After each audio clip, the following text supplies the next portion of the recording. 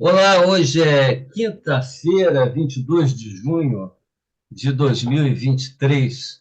Eu sou Francisco Pires de Souza, esse é o podcast do Grupo de Conjuntura e hoje nós temos aqui o grande prazer de receber o professor Nivaldo Castro, nosso colega aqui do Instituto de Economia da UFRJ, coordenador do GESEL, um tradicional grupo de pesquisa sobre o setor elétrico aqui na universidade.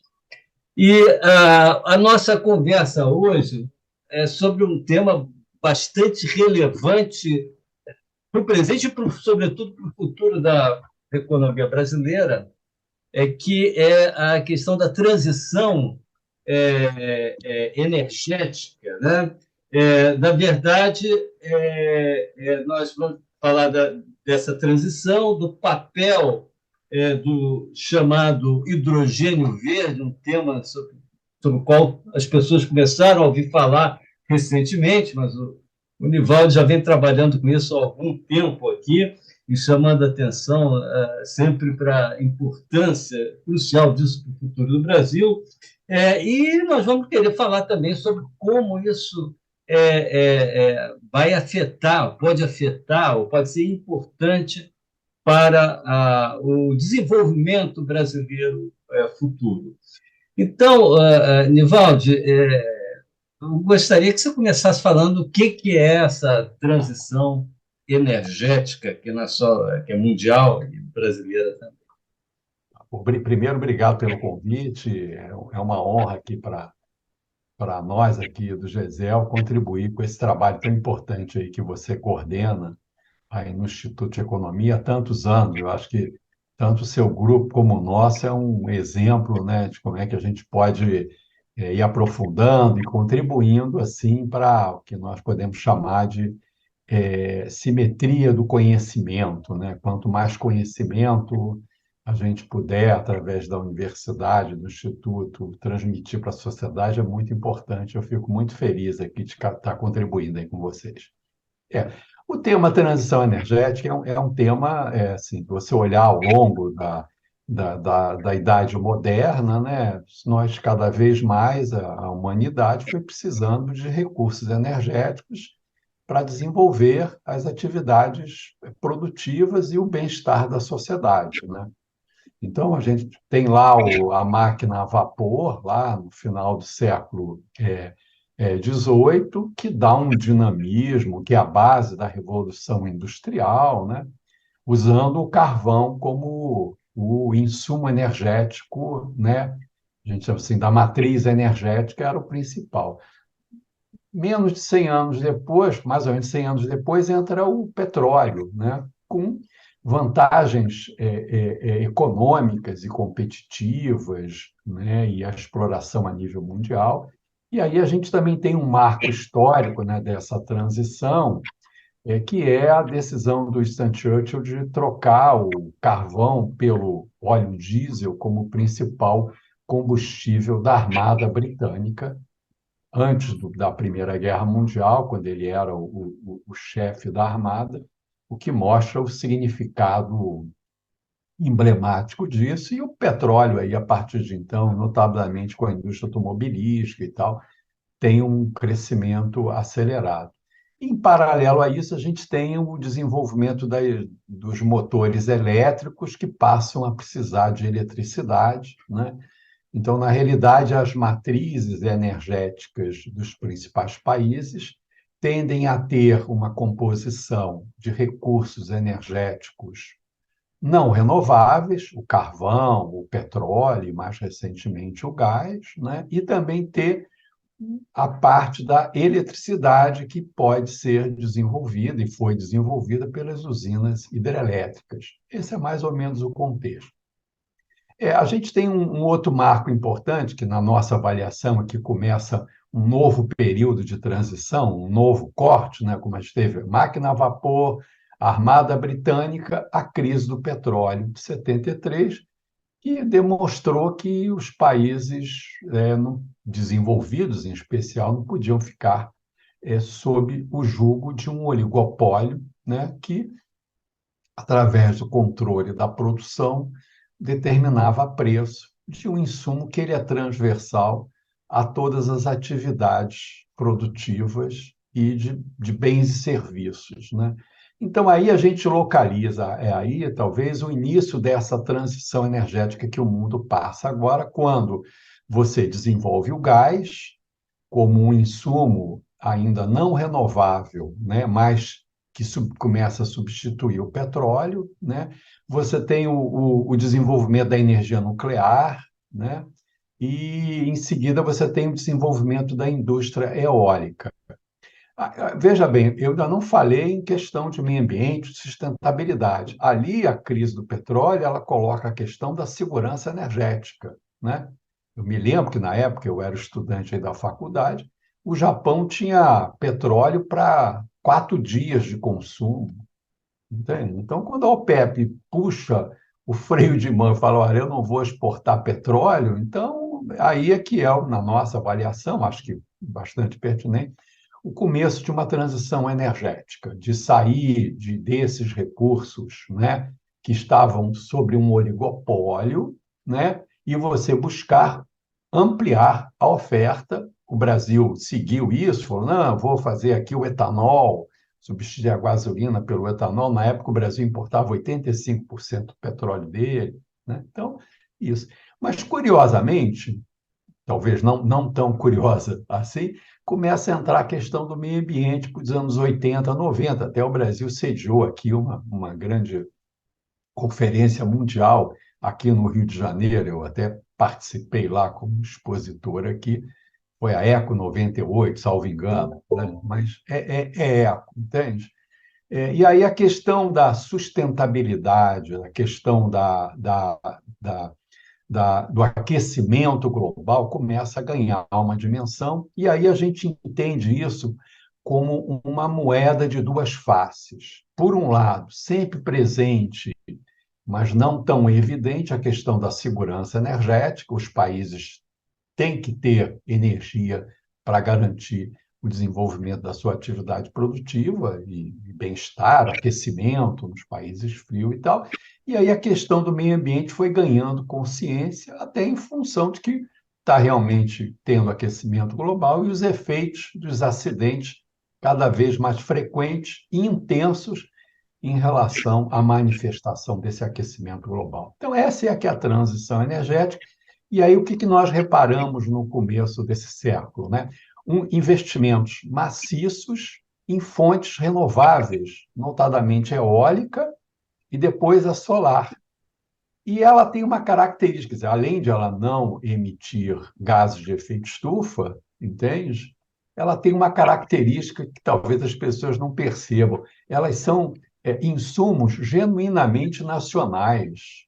O ar e o vento e o sol é genuinamente nacional. Opa, então, a questão da segurança energética está aí presente. Então, agora, esse vetor de desenvolvimento, ele substitui a energia elétrica que é gerada por fontes não renováveis, como a usina termoelétrica a carvão, foi substituída pela usina termoelétrica a gás, e agora as usinas termoelétricas a gás estão sendo gradativamente substituídas pela eólica e pela energia solar. Então, na eletricidade, né, a questão da sustentabilidade se faz presente. Agora, tem uma outra matriz, tem uma outra face aí da matriz energética, são as atividades econômicas, entende?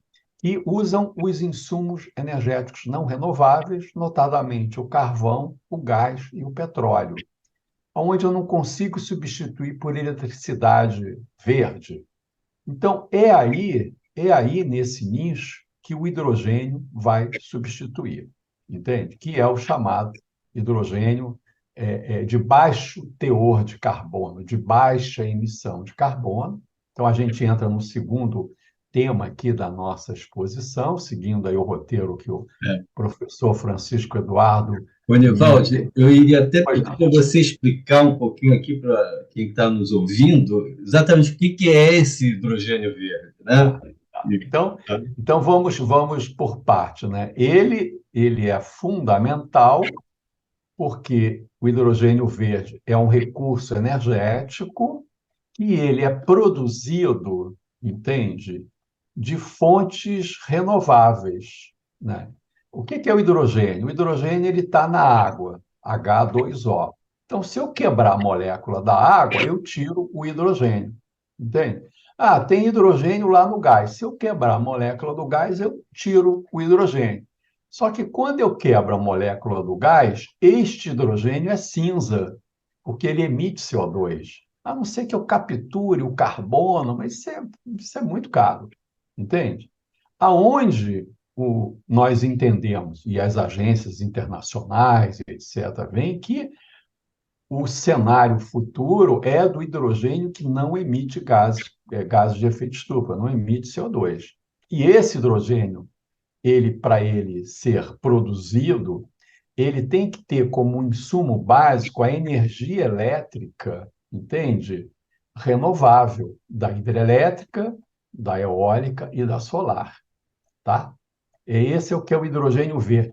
Obviamente, a gente pode fazer hidrogênio do etanol, a gente pode fazer isso do biometano, pode fazer em uma opção de lugar, mas, na nossa avaliação das agências internacionais, quer dizer, o grande potencial é você produzir o hidrogênio verde de fontes de energia elétrica renováveis. Porque etanol não é todo mundo que tem, mas todo mundo tem sol e vento. Entende? Então, aí o que esse hidrogênio vai fazer?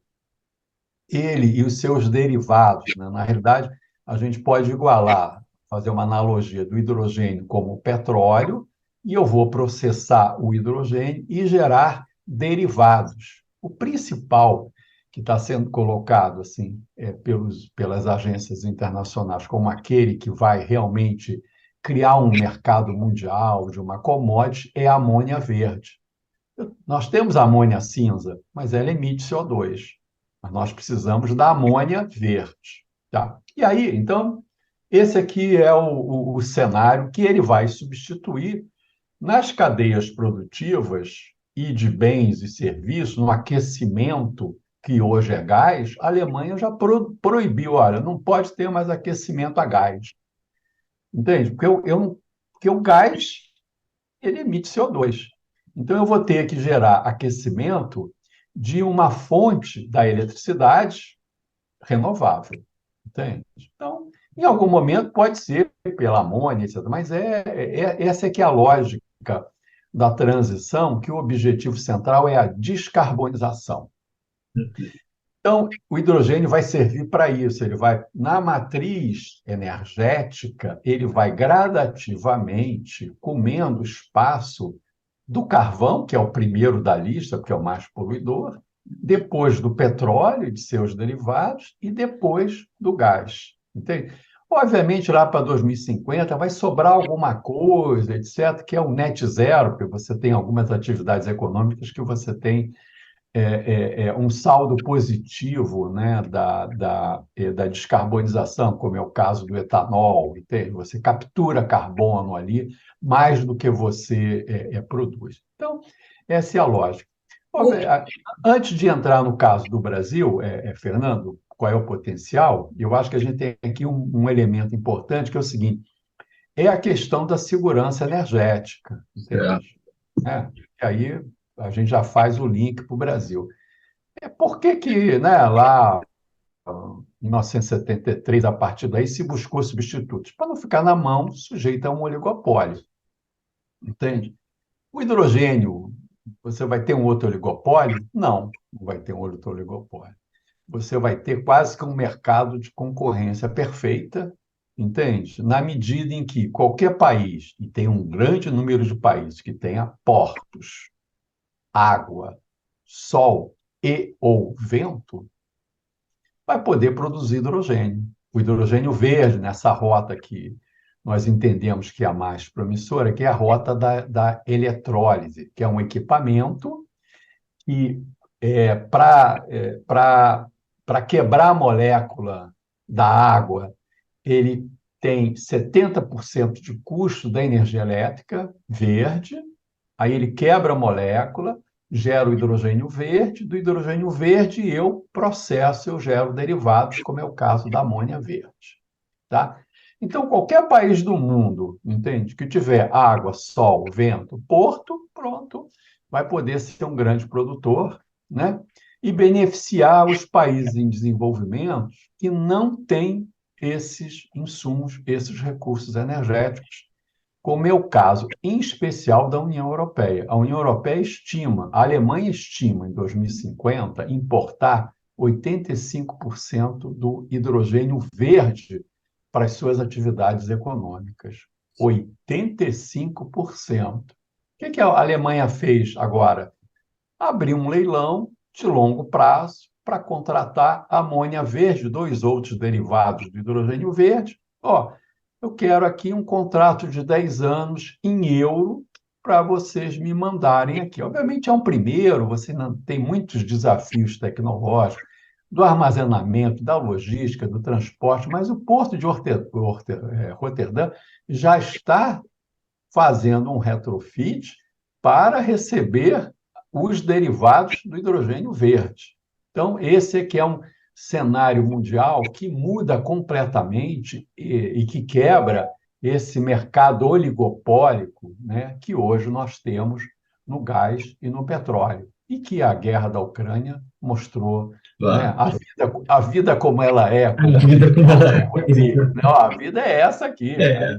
Então, botou ele. Aí eu acho que com base nisso a gente pode entrar no Brasil. Você tem alguma coisa a acrescentar Pois é, sobre isso? Ivaldo, você já deixou assim a bola aí na marca do pênalti, né? Porque um mercado enorme, potencial aí na União Europeia, né? Porque eles não têm como produzir tudo que eles demandam. Você falou aí que qualquer país que tenha vento, sol, portos, obviamente o Brasil aí é É isso um mesmo. dos principais países com com essa dotação de recursos a que você se referiu, né? Então, esse casamento aí fica assim bastante É, surge imediatamente na nossa cabeça. é isso. Agora, eu acho que Ah, uma coisa que talvez as pessoas estejam se perguntando é o seguinte: mas isso aí é uma coisa para um futuro muito distante? É, qual é o timing dessa introdução dessa energia do hidrogênio verde como algo significativo em termos econômicos para o país, significativo em termos da matriz energética, etc. Como é que você vê isso? tá. Primeiro, você tem os acordos internacionais, né, que estabelecem e que essa liderança sempre foi da União Europeia. Por quê? Porque é o país com mais insegurança energética do mundo. É um Tá? conjunto de países, entende? Então, ali tem que correr atrás. Então, por isso é que a União Europeia liderou esse processo da transição energética e vem liderando. É o caso da Alemanha, já faz o primeiro leilão, Portugal já foi logo em seguida, já fez um outro leilão, etc., que é muito relevante. Então, eu tenho essa meta lá de 2050, a China é para 2060, entende? Então, é nesse cenário. Obviamente, a crise da Ucrânia acelerou, foi um catalisador, assim, impressionante. Rapidamente, a União Europeia, em 2 meses, já refez seus planos, antecipou as metas de descarbonização para Hum. veículos elétricos. Olha, aquecimento agora não pode ser com gás, etc., né? E eu acho que é muito importante estar de olho na União Europeia, porque são 27 países, entende? De culturas, de tudo diferente, que vão convergindo, vão discutindo. É uma coisa muito relevante isso, tá? Então, a gente tem esse cenário. Qual é? Aí vamos olhar para o Brasil, né? Assim, primeiro, o Brasil, né? Numa perspectiva otimista, completamente fora do cachorro vira-lata lá do Nelson Rodrigues, citado aqui pela segunda vez, nós somos um país continental, tropical, com muito sol, vento, água, uma população carente de emprego e que recentemente passou por um teste de democracia. Então, para você ter uma ideia, se eu quero fazer hidrogênio verde, eu preciso de energia elétrica renovável, né? As hidrelétricas no mundo todo que tinha foi feito, basicamente, tem impactos ambientais muito significativos, então o foco é eólica e solar. A nossa capacidade instalada de todas as fontes é de aproximadamente, vou arredondar, 200 mil megawatts, tá? Nesses 200 mil megawatts, nem 40 mil é de eólica e solar, tá? 40 mil é eólica e solar. A EPE estimou o potencial, a EPE é a empresa de pesquisa energética, que é fundamental aqui para um país como o nosso, fazer estudos de planejamento, etc., de cenário, ela estima que o potencial de energia eólica onshore e offshore e solar é de 1.300.000 megawatts. Opa, 1.300.000. Se nós temos 200 mil construídos nos últimos quase 150 anos, quer dizer, então, e como você bem falou, o que não falta é porto, e uma infraestrutura de portos no Brasil, muito desenvolvida, até Pecém, Camaçari, Itaguaí, aqui Açu, Santos, ou seja, não falta porto aqui, até porque nós temos mais de 8 mil quilômetros de porto. Então, o Brasil se coloca como um grande player no mercado da nova commodity energética mundial, que vai acelerar o crescimento, notadamente a partir de 2030, por conta desses dois vetores, aquecimento e segurança energética. E, obviamente, o país que tem menos segurança vai acelerar o processo. O país que tem mais segurança energética não vai acelerar pelo lado da sustentabilidade, como é o caso dos Estados Unidos, né? A dificuldade de você passar metas de descarbonização nos Estados Unidos é imensa. Por quê? Porque eles têm tudo, não estão preocupados, um pouco aquela lógica do curtíssimo prazo, que é uma característica do capitalismo americano, entende? Então, o Brasil tem uma condição para isso, e aí nós temos dois vetores importantes, né? Um, que nós entendemos que vai ser a primeira etapa dessa onda do hidrogênio verde aqui no Brasil, ou do hidrogênio de baixo teor de carbono, de baixa pegada de carbono, é a indústria nacional, né? O Brasil, além de ser tropical, continental, etc., ele tem uma base industrial muito expressiva, entende? Muito expressiva, aonde boa parte desse parque industrial tem setores que vão precisar fazer a conversão para se tornarem verdes, porque eles vão começar a enfrentar barreiras, notadamente na União Europeia, da pegada de carbono. A União Europeia já está com um sistema lá que é o seguinte, ó, o aço aqui, esse aço tem um alto teor de emissão de gás carbônico, vai pagar barreira. E a barreira, ela é alta ou é baixa de acordo com os interesses nacionais.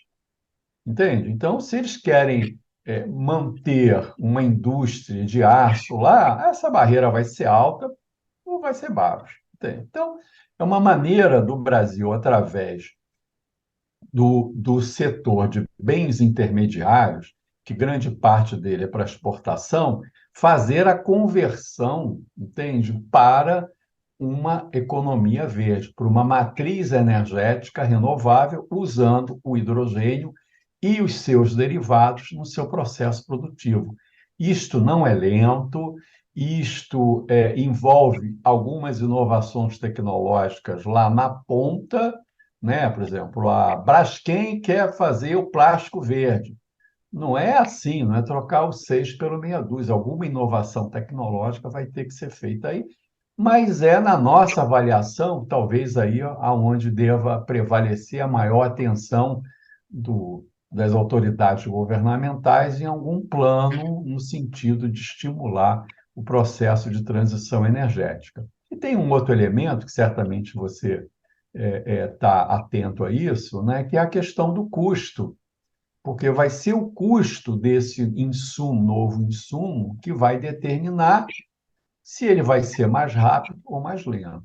Então, aí, a gente traz o conceito de indústria nascente, é uma indústria nascente, a produção de hidrogênio verde no mundo é isso, isso. No Brasil, aqui, até o GESEL coordenou um projeto de P&D para o grupo EDP e construímos a primeira planta de hidrogênio verde lá no porto de Pecém, produz quanto? 500 quilos por dia. Não é nada, mas é uma semente que vai virar uma floresta amazônica, entende?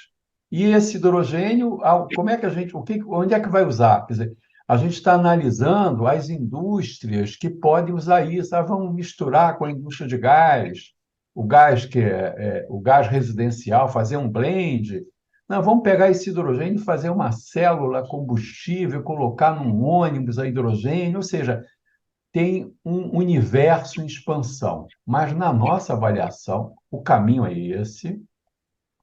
O Brasil é muito competitivo, notadamente quando esse mercado internacional dessa nova commodity for se consolidando. A gente até brinca, mas com uma certa seriedade, que lá para os anos final dos anos 30, o Brasil deve ser a Arábia Saudita da produção de hidrogênio, dada a sua dimensão continental, etc., e ter um mercado, no caso do setor de energia elétrica, muito consolidado. E por último, assim, para finalizar, tá? O que que nós entendemos? Que nós estamos num processo de destruição criadora, a la Schumpeter, entende? Só que a diferença que houve lá do carvão para o petróleo, entende? Hoje, essa transição ela é imposta por uma variável não econômica, que é a sustentabilidade, e por baixo dela a segurança energética, que interessa a todos os países. Então, o que a gente está verificando é que os países transformaram essa necessidade numa oportunidade através de programas de desenvolvimento econômico, programas, planos, programas, ações e instrumentos. Por exemplo, o mercado de carbono, o preço da tonelada de carbono emitida é usada como instrumento pela União Europeia. Antes da crise da Ucrânia, custava US$ 20 a tonelada de emissão, hoje está em 90. E amanhã pode ir para 180. Para quê? Para a segurança energética e a sustentabilidade. Então, em linhas gerais, é isso, Francisco. Se você tiver alguma coisa a acrescentar aqui, eu estou à sua disposição. Não, eu queria só agradecer muito. Assim como uma um último pontinho, queria até sugerir aqui para quem está nos ouvindo, né, que fosse ao site do GESEL, que é muito informativo, tem uma produção enorme, e o Nivaldo até me passou uma coletânea de artigos interessantíssimos sobre esse assunto, né, que eu tive que ler aqui, fazer o meu dever de casa, e aprendi muito com ele. Mas nesse Obrigado. mapa, nessa coletânea, tem um dos artigos, acho que é o último, faz um mapa dos investimentos, só para a gente saber como é que está hoje, como é que já está hoje, já tem investimento, né? Então, só para finalizar, Nivaldo, um minuto aqui, em termos das políticas públicas, também estão avançando no sentido de acelerar, né, cobrir esse mapa e acelerar o investimento no Não, Brasil? é muito pertinente, né? Muito pertinente a sua colocação, e aí a gente tem duas interpretações. A primeira é que, dado esse potencial, né, que já está mapeado de que o hidrogênio verde, ou de baixo teor de carbono, vai substituir o petróleo, grosso modo, entende? Os grandes grupos estão trabalhando, investindo, olhando, prospectando, etc., independente de governo. política pública, regulação. Então, isso é ótimo, né? Então, isso é ótimo. Então, tá aí. Os países mais necessitados, como é o caso da União Europeia, ou como é o caso dos Estados Unidos, que quer usar essa oportunidade ainda para se afirmar, para, de certa maneira, se posicionar nessa disputa não ideológica com a economia chinesa, eles estão fazendo programas, agora mesmo um programa IRA, está atraindo investimento de outros países, inclusive da União Europeia, para investir lá nos Estados Unidos, com subsídios, com renúncia fiscal e etc., em economia verde. Então, ou seja, então está havendo um movimento muito grande já nesse sentido, notadamente nos países mais desenvolvidos.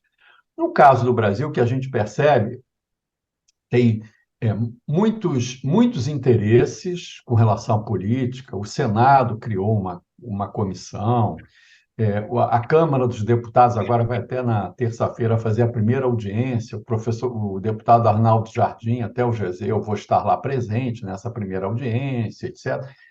O Ministério de Ciência e Tecnologia, o vice-presidente, ou seja, está todo mundo interessado nisso, mas está faltando uma coordenação. Eu acho que esse aqui é um problema aqui, porque senão a Câmara dos Deputados sai com uma lei, o Senado sai com outra, sujeita aos interesses de impor as suas tecnologias, né? A gente sabe que etanol, o agronegócio de etanol da agroindústria é muito forte, de repente ele impõe lá uma coisa, bota um subsídio, etc., e ponto. E aí você já começa com a perna manca. Então, eu acho que é muito importante que haja uma coordenação. Nós entendemos que isso deveria ficar a cargo do Ministério da Fazenda. Agora mesmo, ontem saiu uma matéria no Valor sobre está estruturando um plano de transição ecológica. Eu acho que botou até o ecológica para ter alguma diferenciação no nome, mas o conteúdo lá que foi colocado é o mesmo, entende? Usar a questão do carbono, do crédito carbono, como um instrumento para acelerar essa transição, eu acho que deve se ficar lá no Ministério da Fazenda e ter lá como braço direito o BNDES, cara, porque isso tudo vai precisar de financiamento. Enquanto a Europa, os Estados Unidos, a China têm caminhão de dinheiro para investir, nós não temos. Então, a gente tem que ser muito mais criativo no sentido de criar instrumentos de financiamento para a economia verde, e nesse ponto o BNDES tem uma competência, uma experiência ímpar. Então, seria basicamente isso que eu acrescentaria e reforçaria. Ministério da Fazenda assumir essa liderança, neutralidade tecnológica, quem quiser hidrogênio azul, cinza, a EPE até usou uma expressão, depois ela até mudou do hidrogênio arco-íris, você já imagina por que ele trocou de nome, mas hidrogênio arco-íris, ou seja, neutralidade tecnológica, que eu acho que é isso, mas na nossa avaliação, o que vai prevalecer é o verde, é o hidrogênio verde, que ainda tem uma característica que faz parte da bandeira nacional, né? O verde da bandeira nacional. É isso, Francisco. Tá certo. Nivaldo, muitíssimo obrigado por essa conversa maravilhosa. Acho que todos nós aprendemos bastante sobre o assunto e vamos ver se a gente volta daqui a algum tempo de novo para retomar esse tema, atualizar, inclusive discutir essa coisa das políticas, vamos ver o que avança até lá. Então, muito obrigado. Te agradeço muito essa possibilidade, fico muito honrado e, obviamente, estou sempre aqui à disposição de você e do seu grupo para tratar desse tema de transição energética, que é o que vai catalisar aí nos próximos anos aí a nossa política industrial. Tá bom? Muito obrigado, viu, Francisco? Obrigado a todos que estavam aqui nos acompanhando e até a próxima quinta-feira com mais um podcast do Grupo de Conjuntura. Até lá.